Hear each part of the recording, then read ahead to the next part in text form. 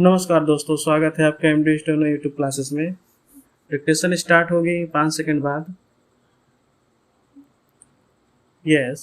उपाध्यक्ष महोदय, मैं समझता हूँ कि अब तक इस वैदेशिक नीति पर न केवल इस ओर के सदस्यों ने ही बल्कि दूसरी ओर के सदस्यों ने भी प्रधानमंत्री जी को धन्यवाद दिया है। इसलिए मैं अपनी तरफ से धन्यवाद देकर उनका बोझ बढ़ाना नहीं चाहता।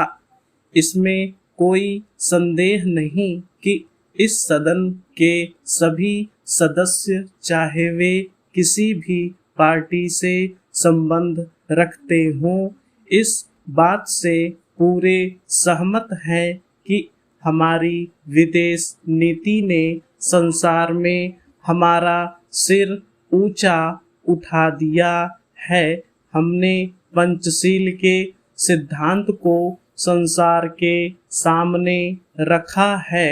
यदि हम उसके आधारभूत सिद्धांत पर दृष्टिपात करें तो हमको पता चलता है कि हमने संसार में एक जो सबसे बड़ा काम किया है वह यह है कि हमने तनाव को कम करने का प्रयत्न किया है।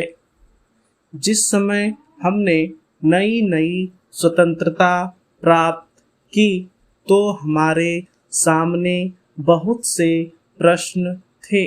उनके साथ ही हमारे दो बड़े गुट थे जो कि एटम बम और दूसरे बम लिए हुए हमको चुनौती दे रहे थे कि अगर हमने उनमें से किसी एक गुट में सम्मिलित नहीं हुए तो हमको बड़ी कठिनाई होगी। उस समय भी हमारे प्रधानमंत्री ने हमारे देश की वैदेशिक नीति को इसी स्तर पर रखा जिसके कारण आज हम संसार में अपना सिर ऊंचा उठा सकते हैं।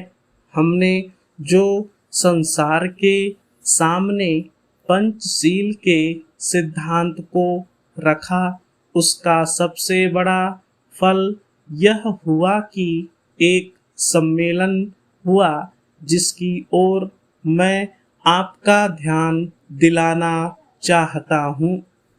इस सम्मेलन में बड़े उत्साह के साथ संसार के 29 राष्ट्रों ने जो कि एशिया और अफ्रीका से संबंध रखते थे यह घोषणा की कि हम संसार में तनाव कम करना चाहते हैं और साथ ही हम यह चाहते हैं कि संसार में जो विभिन्न सामाजिक और आर्थिक नीतियां हैं वे साथ साथ चल सके। हमारी वैदेशिक नीति में जो सबसे महत्वपूर्ण चीज है वह है सह अस्तित्व की भावना।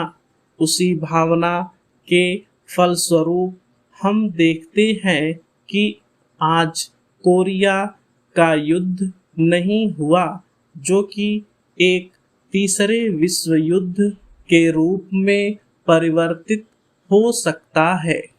हमारी इस नीति के कारण हमारे अमेरिकी मित्र हमसे कुछ अप्रसन्न भी हो गए, लेकिन यदि हम ऐसा न करते तो आज संसार को तीसरा युद्ध देखना पड़ता।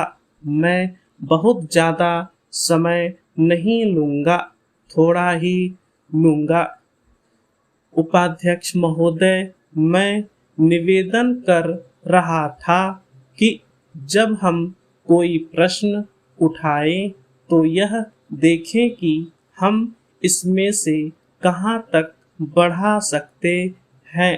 किसी चीज का मूल्य क्या हो, महंगी पड़े या सस्ती पड़े, इसको हमें विशेष नहीं देखना है। गांधी जी ने कितनी ही बार हम लोगों को यह बात समझाई कि मूल्य किसी चीज का रुपए पैसे में क्या है, यह कोई महत्व की बात नहीं है।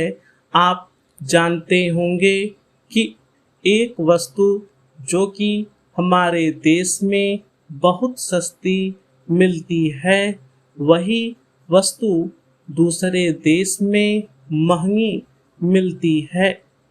इतना निवेदन करने के बाद अब मैं श्रम विभाग की जो रिपोर्ट है उसकी एक मद की ओर तुरंत आ जाता हूँ।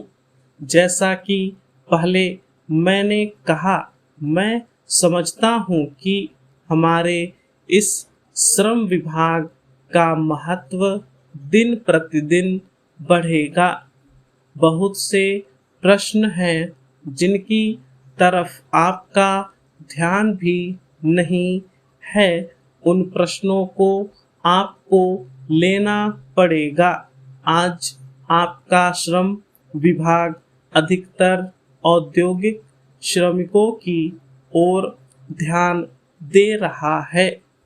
अभी हमारे माननीय सदस्य ने जो खेतिहर मजदूरों की दशा सुधारने की ओर भी आपका ध्यान दिलाया था और बतलाया था कि आज उनकी कैसी खराब हालत हो रही है।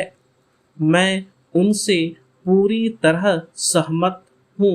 हमारी सरकार का ध्यान देहाती श्रमिकों की ओर नहीं गया है। उनकी बड़ी बुरी हालत है। आपने उनकी दशा सुधारने के लिए क्या किया है? मैं पूछना चाहता हूँ कि जो लाखों और करोड़ों आदमी देहातों में बेकार बैठे हुए हैं, उनको मजदूरी और काम दिलाने के लिए आप क्या कर रहे हैं? करीब 7 लाख आदमी नौकरियों के लिए प्रार्थी हैं। जैसा कि रिपोर्ट में लिखा है, इनके अतिरिक्त कितने ही लाखों और करोड़ों आदमी देहातों में बेकार बैठे हुए हैं और कितने ही आधी बेकारी की हालत में हैं और श्रम विभाग उन बेकारों और आधी बेकारी वालों की संख्या पता लगाने में असमर्थ है। उनकी संख्या हमको कहीं नहीं मिलती है। मेरा निवेदन यह है कि हमारे देश में बेकारी बहुत अधिक है। जितना अधिक हम बेकारी को दूर कर सके, उतना ही अधिक हम अपने देश और समाज को सुखी बनाएंगे। इस कार्य में आपका और आपके विभाग का दायित्व बहुत अधिक है। जो भी नया काम आरंभ होता है, उसका दायित्व श्रम विभाग पर रहता है। धन जनता की भलाई में खर्च होना चाहिए। स्टॉप।